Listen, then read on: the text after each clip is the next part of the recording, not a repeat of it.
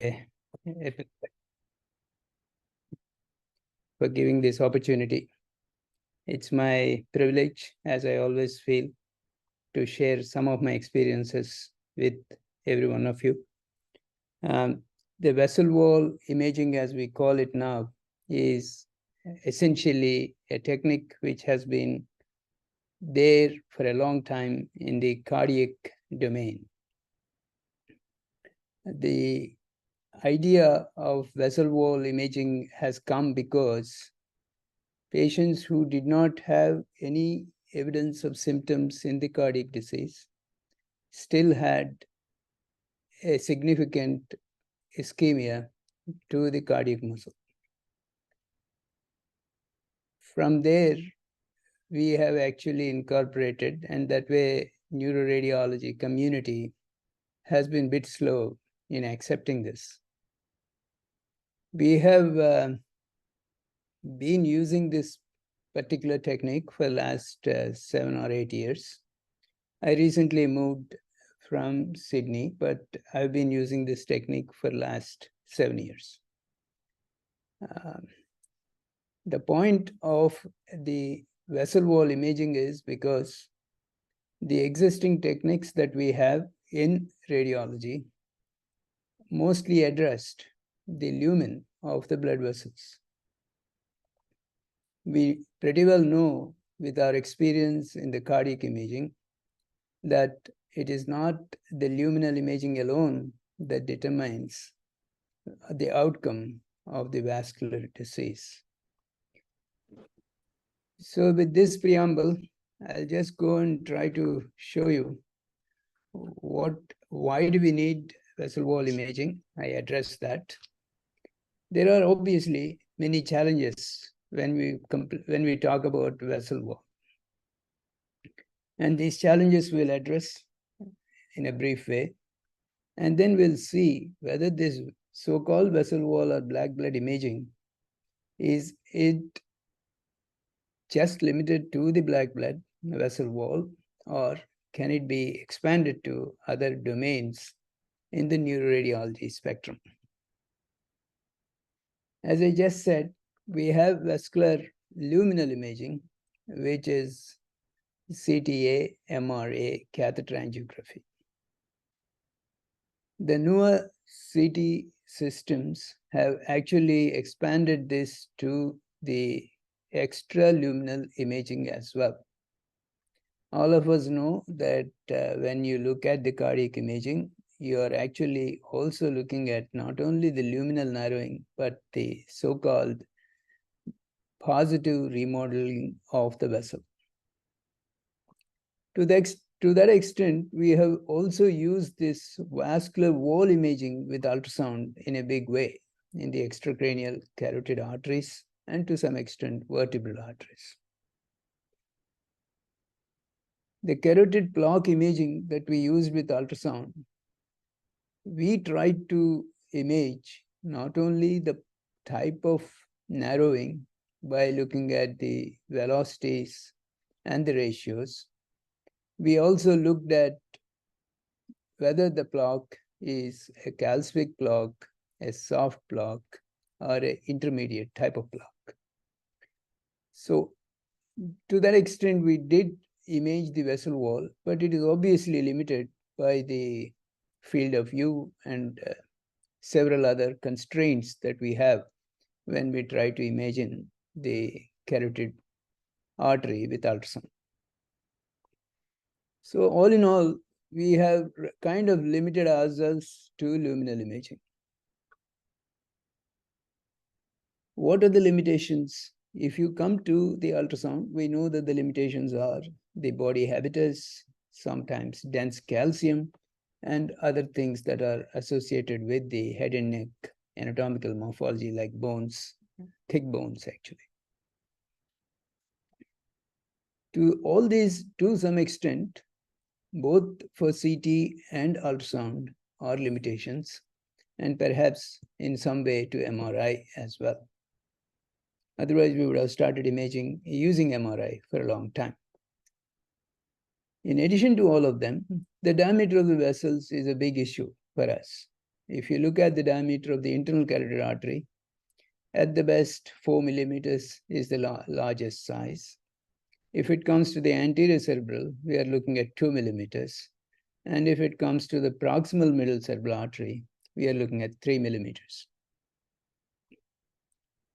Over this, the complex nature of the vascular imaging, as you could see, vessels are extremely tortuous in intracranial arterial anatomy, and you have to image them in the plane that we would like to exactly appreciate the pathological process. So that's a big challenge by itself. The techniques that we tried to implement to image this kind of a complex anatomical challenge is threefold. We try to suppress the background. The vessels are in the CSF space, so we try to suppress the CSF. Vessels are flowing too, constant flow. That causes by itself a significant artifactual challenge, and therefore we suppress the flow too. As we just said, vessels can be quite tortuous, and tortuosity cannot allow us by looking at one single plane, and you have to look at multiple planes. When we want to look at multiple planes, we need isometric voxel imaging, which can be reconstructed in any plane so that we can actually image the pathology. This particular slide is only for neuroradiologists, and if there are any neurophysicians in the group, my apologies. What do? We can use double inversion recovery, as we just said. We can use CSF suppression, we can use water suppression, we can use background suppression like proton density, and we can look at the images. But obviously, that's a time penalty that we are kind of challenged with. And therefore, they have used the flip angles. Using the different type of flip angles, they try to suppress these areas. The essential point is several physics techniques have been brought in to cut down the time and get the isometric voxel resolution. There are two parts in vessel wall imaging. One is, how is the vessel wall thickened? Is it eccentric, concentric? Is the enhancement homogeneous or heterogeneous? And is it an eccentric enhancement or a circumferential enhancement? These are the two things that you see in vessel wall. That's all about it. The peculiarities of the vascular anatomy is quite striking in intracranial arterial system. For example, if you cut open the external carotid artery or even the common carotid artery and proximal internal carotid artery, you have all the layers that we would expect it in the peripheral or splanchnic arterial system, which is a media, a intima, and adventitia. Media intima separated by the internal elastic, and media adventitia separated by the external elastic lamina. This external elastic lamina is quite an important part in having arteries to get nutrition. That is, vasovasorum. In intracranial system, no vessel will have vasovasorum. At least that's our understanding till today. But we don't know what will happen in the next 5 years. But at this stage, intracranial arteries do not have vasovasorum. That means two things. If you give contrast, the intracranial arteries should not enhance. That is the most important point that we all should know.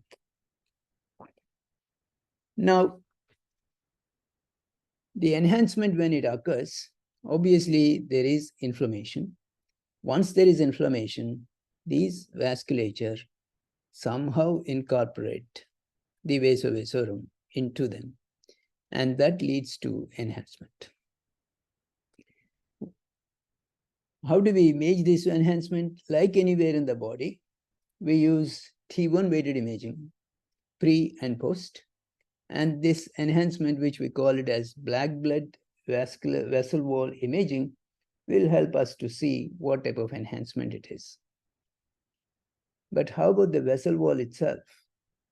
The vessel wall itself and the characterization of the pathology of the vessel wall, you need some other technique.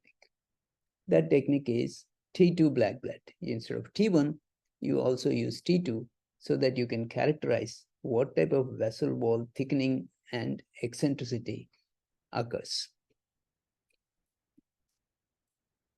The enhancement secondary to incorporation of the vasovasorum is also associated with imbibition of the contrast over time, secondary to permeability change at the level of intima. Intima is abnormal in cases of vascular inflammation of whatever may be the cause. That intimal permeability changes, and that change leads to enhancement secondary to permeation of the contrast. Now let's look at the clinical entities. There's a lot of theory, but it's necessary for understanding. Let's talk about intracranial arterial disease. Why do we need to know about it? What is the necessity to understand intracranial arterial disease? One is it stenotic or non-stenotic? We know that Sampras trial, for example, middle cerebral artery stenosis, distal embolization, very clearly states that there is stenosis, there is distal embolization, now antiplatelets versus treatment options with some stenting. But we also know that there are several patients who have got mild disease still having distal embolization. Therefore, we need to understand whether this particular vascular abnormality is necessary to be treated or not. These characteristic abnormalities that have been shown have made a difference in 25% of the cases of so-called cryptogenic strokes. If there are neurophysicians in this group, they all would agree with me that many of the times the cryptogenic strokes, when we call them, they may have some disease, but they don't know what is the underlying cause for it. This is a 200 odd patients meta-analysis with black blood imaging. And this paper talks about 25% of them had intracranial arterial disease, which has got a known abnormal plaque, which is responsible for this cryptogenic stroke. Not only that, it also tells us few things. A patient who has got intracranial MRA associated vascular stenosis, what happens to the distal vessel? Can we treat that as a complete stenosis or an incomplete stenosis? Those of us who do angiograms also know that sometimes a critical stenosis may not allow the contrast to flow beyond. Intracranial vessel wall imaging addresses that issue. So this is an example. These are all my personal cases.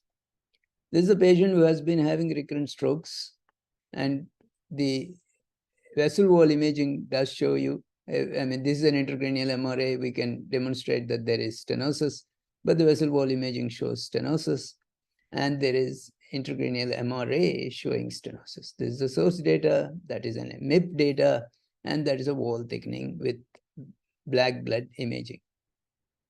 There's no big deal. You have made the diagnosis both with intracranial MRA as well as with a routine proton density imaging. But here you look at it. Here is a basilar artery which looks normal. This patient has been having recurrent strokes in the posterior circulation. And this is the maximum intensity projections which have been reconstructed as the shaded surface display normal basilar artery. Absolutely normal basilar artery. Look at this vessel. I just wanted to show you the dramatic effect of the positive remodeling. So this brings us the topic of what is negative remodeling and what is positive remodeling. Those of us who understand the cardiac imaging talked about it for a long time. This is the negative remodeling. The patients present with symptoms. We know the diagnosis because there is stenosis. You have to treat it. But this positive remodeling will not give you that kind of an insight. And these positive remodeled vessels, in fact, have more predilection for distal embolization and almost catastrophic outcomes and events.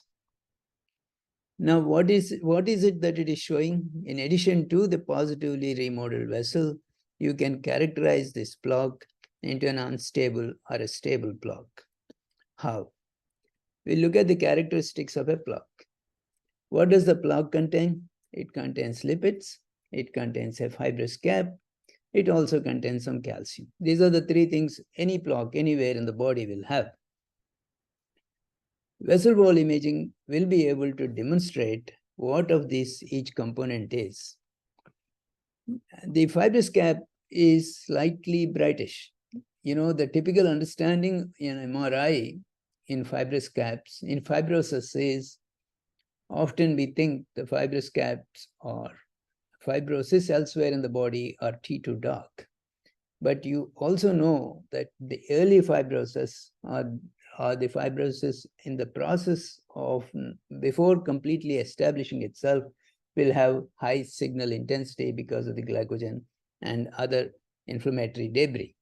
So in short, the fibrous cap is bright on vessel wall imaging. The lipid core is hypointense, mildly hypointense, but within the lipid core also there can be some vague alteration. This is the best example. The bright signal is the fibrous cap, the lipid core is the dark signal.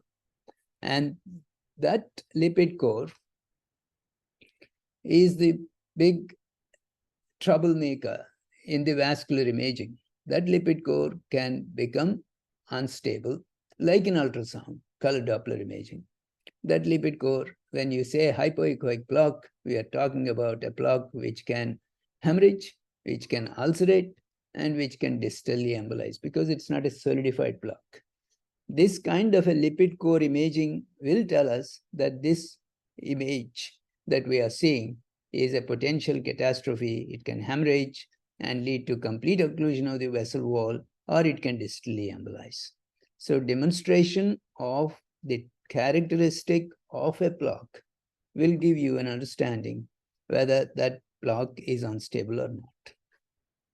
Now, regarding enhancement, any enhancement is abnormal in intracranial vessel walls. We discussed it just now. Within the enhancement, what enhancement is abnormal? Any enhancement. But is there an enhancement which is more significant than less significant? And how do we characterize this enhancement? This is important. So the studies have shown that this grading of the enhancement is necessary. And because those which have enhanced very significantly have shown increased risk of embolization into that vascular territory. For that reason, they compared it with the infundibular stalk. Those are the vessels which have enhanced less than infundibulum, it is grade 1, which have enhanced equal to the infundibulum, it's grade 2. Some studies have made it grade 3, but this is broadly the understanding of the enhancement of a vessel wall. Those which enhanced, as is in this case, the infundibular stalk, like in this case, the infundibular stalk, this enhancement, similar, the risk into this posterior cerebral artery territory is quite dramatic and high. Whereas this left internal carotid artery enhancement is not as high as is in the basilar artery, therefore the risk may be lower. Regardless of it, the enhancement is abnormal, can lead to an unstable plaque, and demonstration of this enhancement actually mandates neurophysicians to actually treat the patients actively with therapies directed to reducing the enhancement. We know that different therapies. Sorry. So we just discussed the unstable plaque, and there were several meta-analyses which have shown that contrast enhancement, grade 2, is highly associated with distal embolization within 1 week, whereas grade 1 can have up to 3 months a risk. Always a question comes, the neurophysician will ask you, or another clinician will ask you, can 3D time of flight be equivalent to vessel wall imaging? Can it be a huge difference in a negatively remodeled vessel?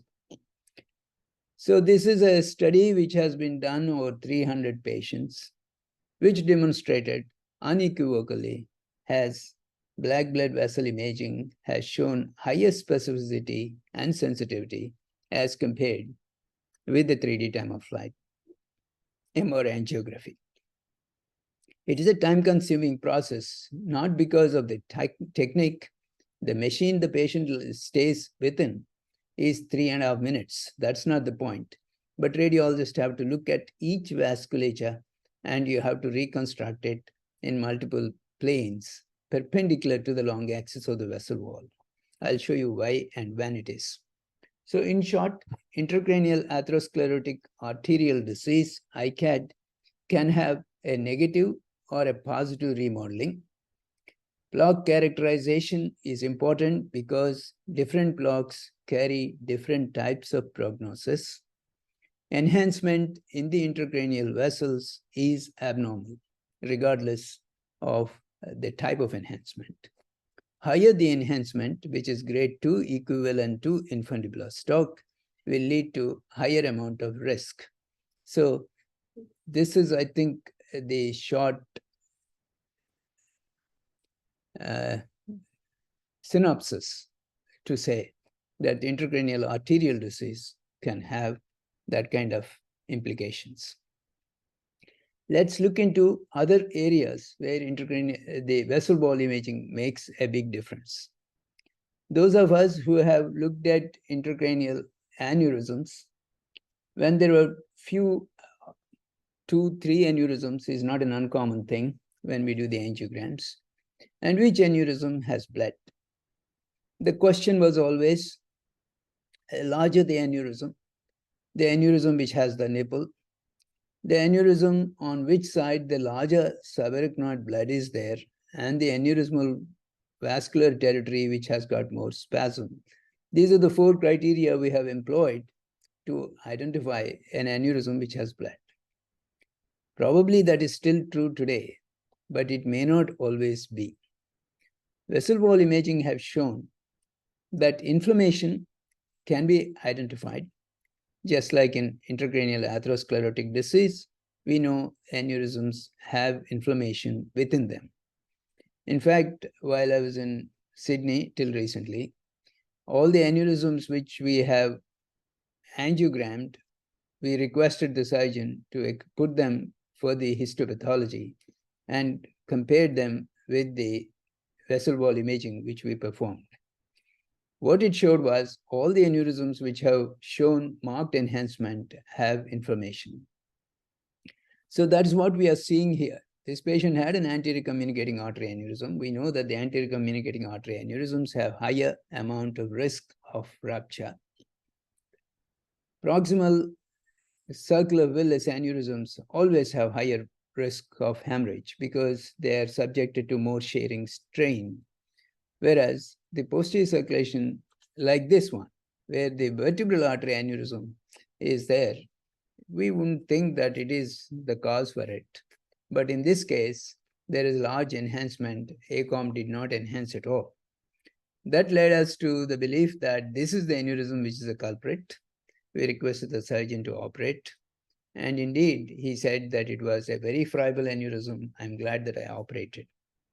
So the patient, what we are trying to say in this case is that aneurysms which enhance or higher susceptibility for rupture. So vessel wall imaging plays a decisive role there. The literature also supports that. In addition, there was a very interesting paper from Moin Basha, who is from close by, close to Johns Hopkins. He demonstrated that those patients who had aneurysmal coiling have demonstrated some amount of vascular enhancement post-coiling. And he demonstrated that those of the patients who had higher amount of enhancement in the vascular territory, the endovascular coiling was done, are those patients who went into severe vasospasm. We all know that the vasospasm is associated with significant morbidity, mortality. So not only enhancement in an aneurysm, but post-aneurysmal management has changed dramatically in those centers which have actively participated in vessel wall imaging. Those are the vessels who are enhancing immediately post-coiling. They started treating these patients immediately with endovascular, nimodipine, verapamil, and dual anti-vascular spastic agents. More interestingly, vessel wall imaging is very powerful in imaging the vessels without any metal coils. For example, this is a patient who was clipped in the hospital where I was practicing earlier. And we know that the vessel clipping went well because the post area of clip, the vessel wall diameter has not changed. But look at the vessel wall demonstration. There is no artifact at all. You can actually demonstrate the entire vessel. This was proven to be very powerful in many ways, and I enjoyed doing this work in patients like this. Sorry. Okay, I'll come to that later. That slide was distally placed, I think. Maybe I'll jump there and show you, maybe if I'm lucky. No. Sorry. There was a beautiful image of an anterior communicating artery abnormality, which I'll show you a bit later on. Now we'll jump to vasculitis. Vasculitis is a different type of pathology. When we say vasculitis, vasculopathy, we are looking at not like an atherosclerosis. Atherosclerosis is an eccentric disease, often. Enhancement is eccentric very many times. It is mostly non-circumferential. Whereas vasculitis is a process which is involving the entire vessel. Therefore, the vascular inflammation is circumferential. Depending on the time at which you image the vasculitis, the vessel wall is circumferentially thickened, which you can see it on a T2 weighted imaging, black blood, or enhancement of the vessel circumferentially, unlike atherosclerosis, is a feature of vasculitis. Everything has a caveat. Need not necessarily be circumferential when the vascular inflammation is heterogeneous, but most of the times, vasculitis is circumferential enhancement. This is what you would see. In a small vessel, there is enhancement. Small vessel, there is enhancement. This is pre and this is post. This is pre and this is post. So enhancement of a vessel wall, circumferential, is a very characteristic observation in patients with vasculitis. This vasculitis example is a GCA, giant cell arteritis, which demonstrated intense enhancement of the vessel wall, whereas angiography is almost normal, except that there is some narrowing. Another patient who has got a normal looking internal carotid artery, extensive enhancement of the normal looking basilar artery, and extensive enhancement of the basilar artery circumferentially. So vasculitis is a challenging area, and many times you may not be able to get a right diagnosis without imaging identification, and therefore vessel wall imaging plays a very pivotal role in identifying the vasculitis. So far, vasculitis we have imaged. We used MR angiography. We demonstrated so-called corkscrew vessels, irregular vessels, and heterogeneity of luminal diameter may have got us to think that it is vasculitis. But here now, what we are looking at is direct looking at the vessel wall and demonstrating that the vessel wall is enhancing and circumferential, therefore it's abnormal. It also plays a pivotal role in selective vasculitis. We know vasculitis can be large vessel vasculitis, medium vessel vasculitis, and small vessel vasculitis. The small vessel vasculitis, when it occurs, we don't know which part is actively inflamed when we want to go for a leptomeningeal biopsies. So those are the patients who have got leptomeningeal inflammation and enhancement, we can guide the surgeon to go and biopsy that area. So in many ways, vasculitis makes a big difference. This is one such example. Almost normal vessels, but vessel wall imaging on the right side is okay. On the left side showed mild enhancement. So we told the surgeon that we go in on the left side in the posterior temporal region, and posterior to the vernicase. We know that the vernicase is somewhere here. And we told them that you operate biopsy here, and it turned out to be a SLE-associated vasculitis in this patient. So please remember, all that is very striking is good, but most of the times you are left with this kind of enhancement, very subtle, very nuanced. You have to be alert. You have to reconstruct the vessels in multiple planes to identify that. Another example, you have here a massively reduced intracranial artery, and there is an infarct here. You can demonstrate what is the distal vessel doing. Here we thought it was narrowed, but actually the distal vessel is not narrowed. So this is something which we can identify and tell the endovascular interventionalist that distal vessel is not really all that bad. You can identify them. Therefore, you have an ability to stent them. Angiography do not give you that idea. MRI do not give you idea. MR angiography with contrast can do that.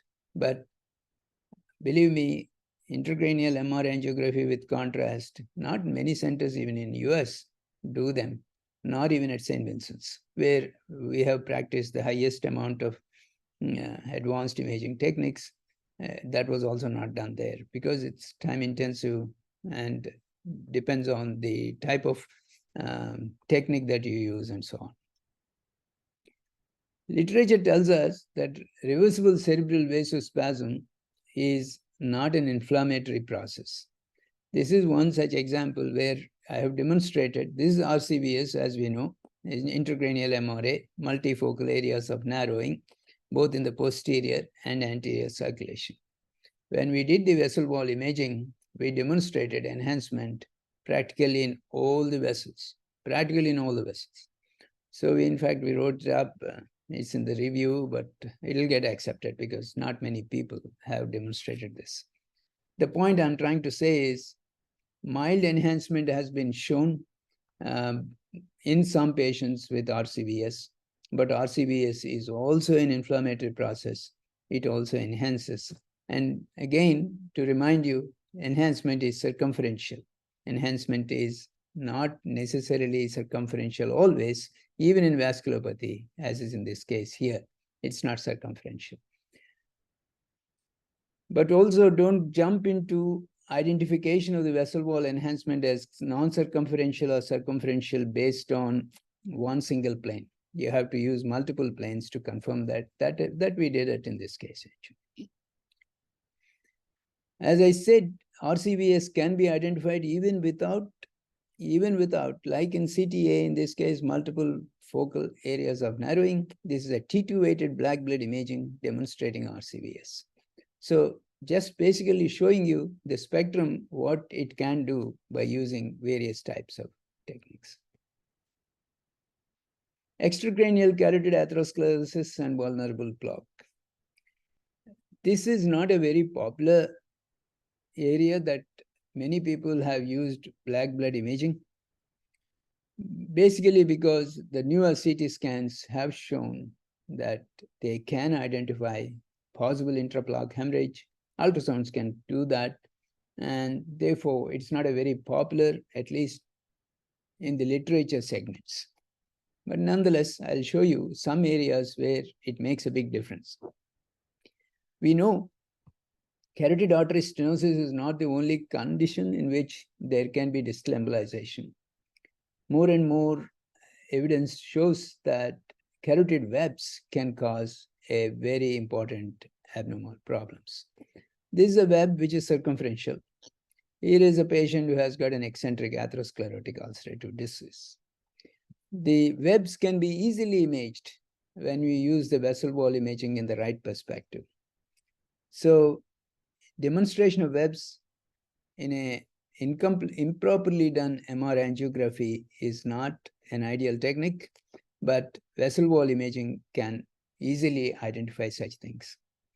The background, of course, we know that there is ECST, NASCET, and also new, relatively new when compared to NASCET study is asymptomatic carotid atherosclerotic study. All of them look at the vulnerability of the plaques. We just discussed what is vulnerable plaque and a plaque which can hemorrhage. And this is one such example where the plaque has hemorrhaged, and this is a T1 black blood imaging, therefore plaque is bright, and we know that the hemorrhage is bright on T1 weighted imaging. So what is the consensus? This is just for completion. This is not a very popular number, but we still thought we should put it in perspective. Where does the vessel wall imaging present today in the extracranial carotid disease? So it tells you a couple of things. Carotid stenosis is a very weak indicator for prognosticating distal embolization, because most of the studies now tell us that 70% and beyond. But at least asymptomatic study with respect to atherosclerosis have shown that there probably is a need for treating these patients, even if it is 50%. This particular abnormal evidence of hemorrhage makes it even probably 30%, maybe 5%, doesn't matter. If you demonstrate that it is important that the patient needs treatment, whether surgical or not, it is important, because some of the treatments can be very aggressive antiplatelet management. Those have to be instituted. Now, another area which is quite important is the dissection. Today, we use T1 and T2 FAT-SAT techniques to demonstrate the dissection. Extracranial MRA with contrast has got a higher incidence to tell that the vessel wall abnormality is easily identifiable. Very rarely we see an intimal flap, which is not necessarily always the case. But once you use the vessel wall imaging, the question always comes is, how is it dissection? How is it not an intraplaque hemorrhage? For that, you need to see how the vessel wall is the vessel wall and the lumen are within the hemorrhage, within the vessel wall, or intraluminal. As is in this case, the basilar artery, it has got within the vessel wall, there is a large eccentric hemorrhage. So this kind of information, what I noticed, I don't know about other neuroradiologists in the group, is FAT-SAT imaging is highly subjected to a lot of flow artifacts. Those flow artifacts are completely gone in the vessel wall imaging. Therefore, you can easily identify intramural hematoma as against intraluminal hematoma, which occurs in patients who have got a plaque. Extensive dissection in this case. The dissection extended beyond and produced the narrowing, but you have no doubt that it is not intraluminal plaque, but it's an intramural hemorrhage. So this kind of there is a plaque in this patient, but there is also a large dissection. So that kind of differentiation is not possible on fat suppressed techniques.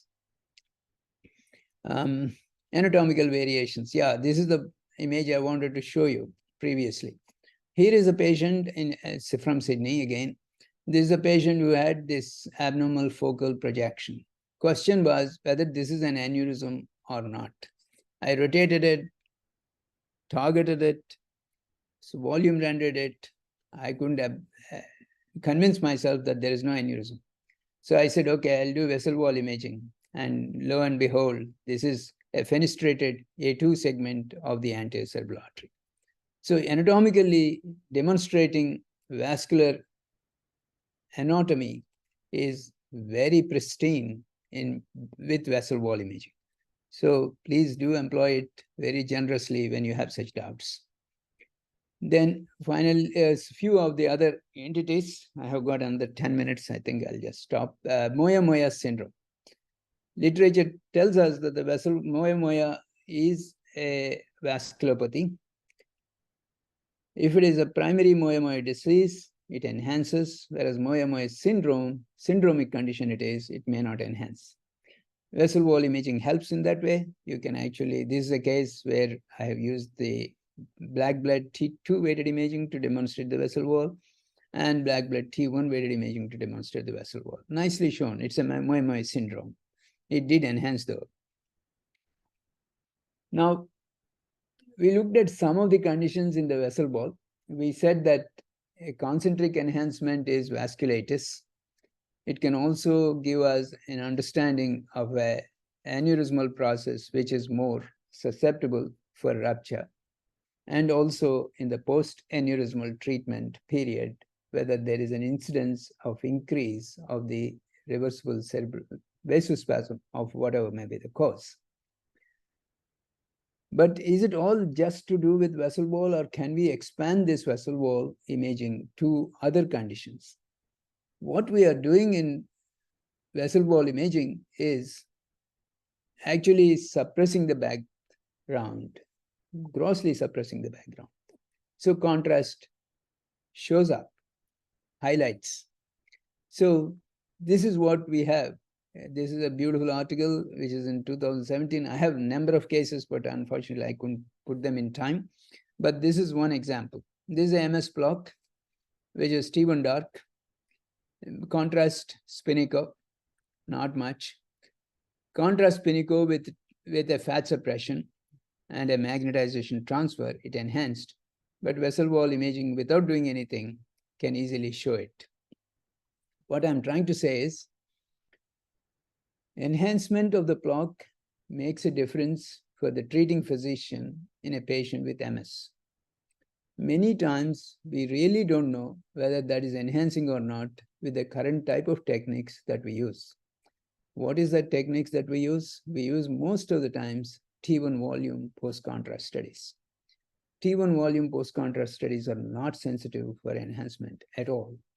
So instead of T1 volumes, please use vessel wall black blood study enhancement. If it is present, you can see it. And you don't have to do multiple sequences. That's a volume acquisition. So any plaque, anywhere, if it enhances, it shows up. So please be generous. And there are number of papers now which tells you, of course, the consensus guidelines have not yet changed, but trust me, I have no doubt these consensus guidelines will change in next 1 or 2 years. But when you do it 20 times, and if you see it 15 times more enhancement in the vessel wall imaging instead of T1, you are convinced yourself. Your physician, treating physician, also is convinced himself. He or she will insist that they want vessel wall imaging. I cannot overstress this point.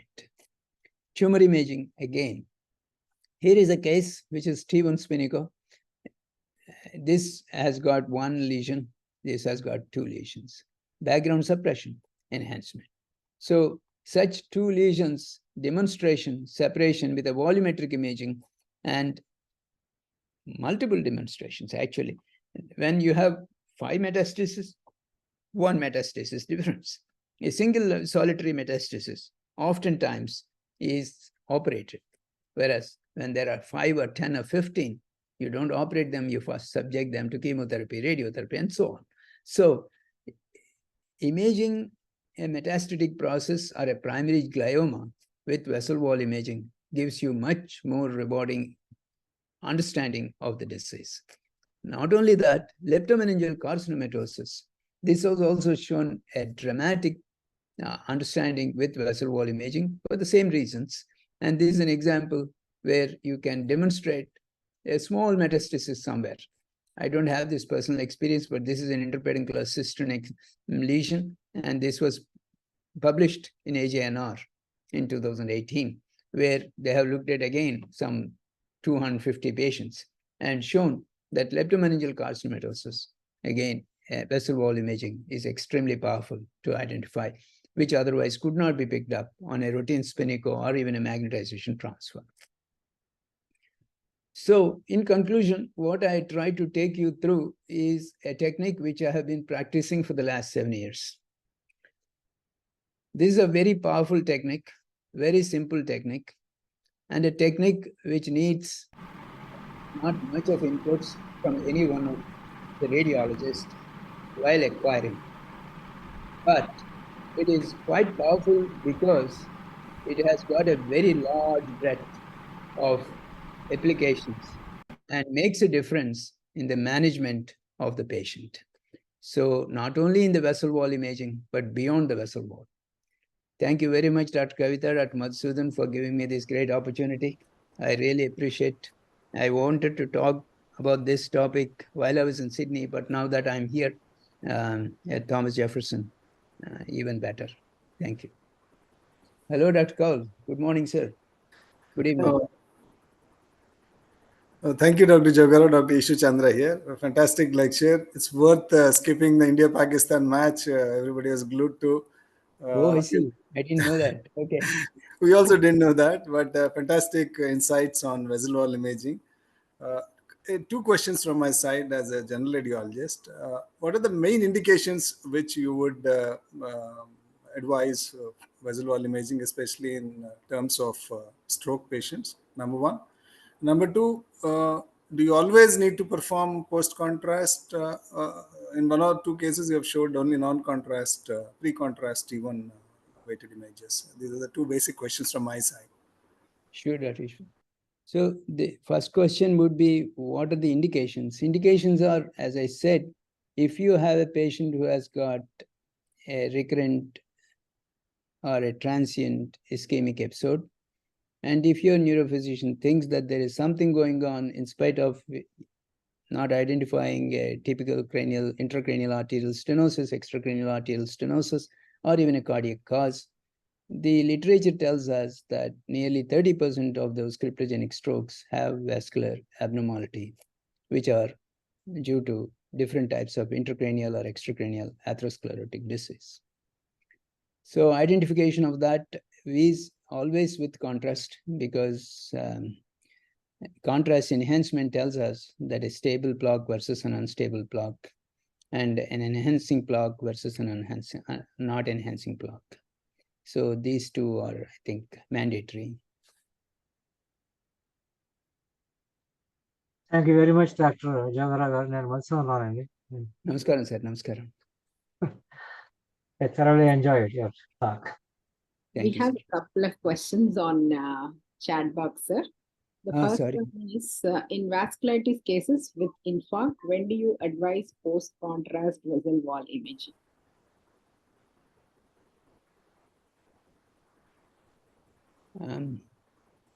I didn't understand the question, but let me make some sense out of it. That vasculitis is diagnosed, there is infarct. You don't need to do vessel wall imaging, but how do you diagnose the vessel wall vasculitis? If you don't know that there is vasculitis, then vessel wall imaging makes a big difference. But if you have already identified vasculitis and if there is an infarct, I mean, it's an academic exercise, really. The next question is, what is plane of acquisition for extracranial vessel wall MRI? What is the plane of acquisition? That's a good question, really. It's a really good question. I have had the ability because, when you're not a rolling stone, you acquire a certain amount of weight, and people did not say no to me when I wanted both axial and coronal plane imaging. Vessel wall imaging, when you are trying to do in the axial plane, is a very long range in the extracranial carotids. It is very time consuming. Technicians would like to do it in the coronal plane, which is quicker. But I had the advantage of doing it both planes, but coronal plane most of the times gives you adequate, because it's not a very small vessel. you can characterize it pretty easily. Coronal plane is good. 3.5 minutes is the sequence. Can we measure luminal stenosis on vessel wall imaging at carotid bulb level? It's a vessel wall luminal imaging. You can definitely do it. It's much better than intracranial 3D time of flight or 2D time of flight. Whether there is a contrast enhanced extracranial MRA versus vessel wall, whether there is any meta-analysis, I don't know. I never bothered, honestly, because these are all personal experiences. When there is an extracranial carotid disease and we did the vessel wall imaging, we did it because there was a conflict of opinion whether that vessel wall required to be imaged or required to be treated with surgeons. We had to do both axial and coronal planes, but at that stage we did not bother about the measurements. So the answer is I don't know, because we did not address that question. I did not read about it also. Sorry. This is from Dr. Rajgopal. Do you do T1 and T2 black blood imaging in all cases? Please tell me the protocol. No, Dr. Rajgopal, I did not do it in all cases. I have limited myself to T1 pre and post in most of the cases. But having said that, when there is vasculitis, I use T2 for sure. Because if you want to know what is the vessel wall thickness, what is the type of vessel wall we are dealing with, T2 black blood makes a huge difference. So I did that, yeah. But if it is an intracranial atherosclerotic disease, MOA, never did a T2. There was no need for it. We also have neurologists in the audience, Dr. Subhash Kaul, Dr. Sridhanga Lakshmi. Yes. If you have any comments or questions, the neurologists, please. My privilege. Good evening, sir. Very I'm good evening. Sridhanga Lakshmi. Of course, Dr. Lakshmi. How are you? Fine, sir. Sir, can we distinguish infective vasculitis from CNS vasculitis, primary CNS vasculitis? I don't have an experience with infective vasculitis, but most of the times I would assume that the infective vasculitis, when you're talking about tuberculosis, yes, and that is mostly medium and large vessels. So there will be peri-adventitial inflammation, which is a very dominant feature in collection. Whereas a primary CNS vasculitis or a lupus vasculitis, you do not have that advantage or observation. You almost always have no peri-adventitial, peri-luminal enhancement as much as you would expect in an infective vasculitis. Joga, can I ask you a question? Of course, sir. First of all, a compliment. Fantastic lecture as always. We miss you in Hyderabad. Remember those meetings. This vessel wall imaging, we had a lot of hopes with the advent of it, and basically for neurologists, the main situation where we would use it in those intracranial stenotic lesions to differentiate ICAD versus vasculitis versus moya. Now, if there is a young stroke who has no risk factors at all, and vessel wall imaging shows the concentric enhancement, then that is a very happy situation. These people need long-term steroids, immunosuppression. But sometimes what we have seen is that there's a patient who is also young, but he's also diabetic and he's also hypertensive. He's strong premature atherosclerosis. But they are also showing that kind of concentric enhancement. So, intuitively you think that it would be premature atero because of the strong risk factors, but the vessel wall imaging is showing a vasculitis pattern. So I would like to know that do you see this kind of a situation? And second related question is that we are told that in moya there should not be any enhancement if it is a moya disease, idiopathic. But then we are also told that no, sometimes there may be mild enhancement. So, this makes it a little, these little gray areas. So I want to know your comments on that. Sir, as always, is a beautiful questions, very insightful. Firstly, premature atherosclerosis, intracranial arterial disease.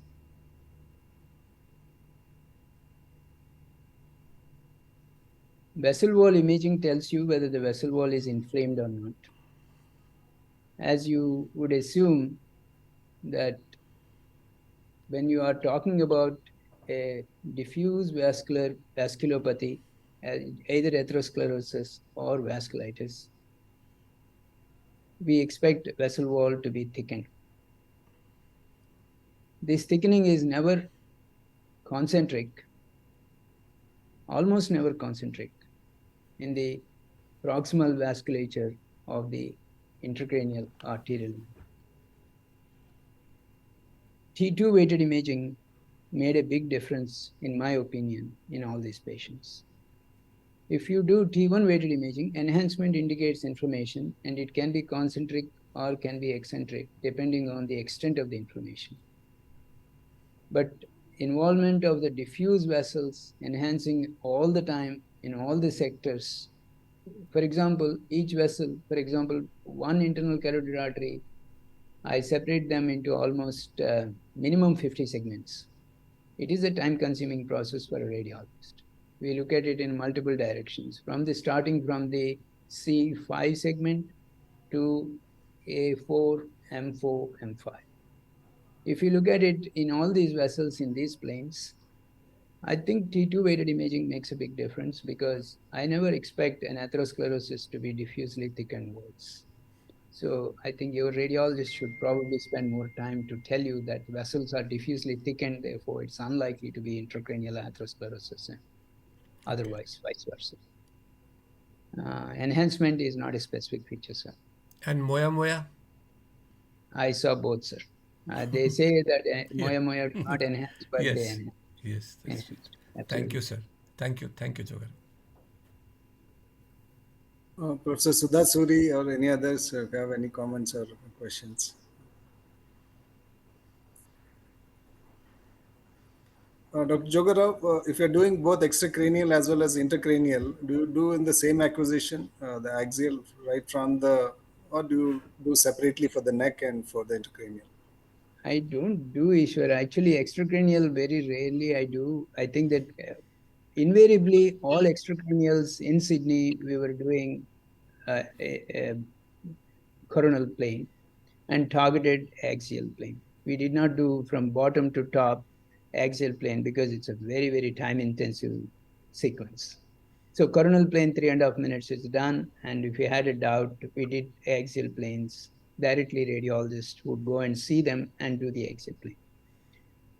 I must admit, though US has produced a lot of papers, there are only select centers which are practicing this vessel wall imaging, which have been practicing in Sydney for 7 years. At Jefferson, I'm initiating this process. They did not have it.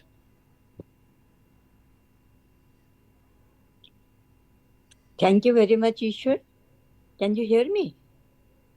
Yes, madam. Please go ahead. Please go ahead. This is Dr. Sudha Suri. I want to just tell that it was a wonderful talk, and Thank the you. concept of enhancement of the vessel wall and its implications. They are very interesting, and some of them are really new to me. Thank you very much.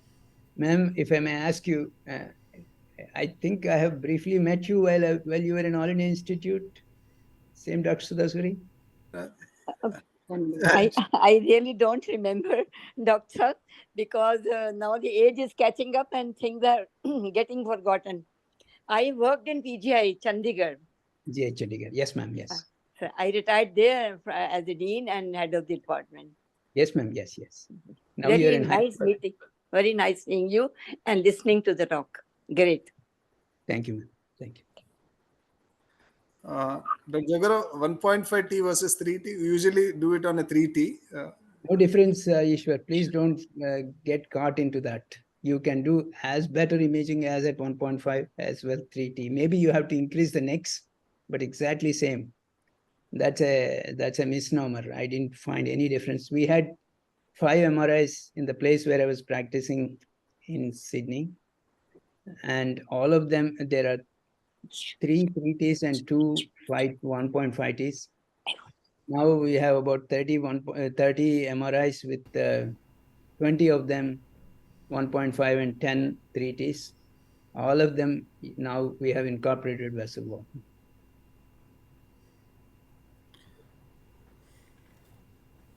Yeah, at the end of your talk, it looks like that it's got potential, great potential, and 100% sure. 100%. yeah, sort of it can be used in many situations, and you can uncover diseases which are not visualized in other sequences. Absolutely. Absolutely. Any other questions? Otherwise, Kavita would sum up. Amazing, sir. Amazing images. And then as Thank you. Thank you, Redka. all had a very great learning. Thank you, sir. Thank you for being with us always, not only yourself, but your acquaintances, Dr. Srinivas and many others. We really had very great lectures, contributions from them. Thank you very much, sir, for your continued support. Thank you, Redka. Good to be there forever too. Thank you. Namaste. Have Bye. a great day, sir. Bye. Thank you.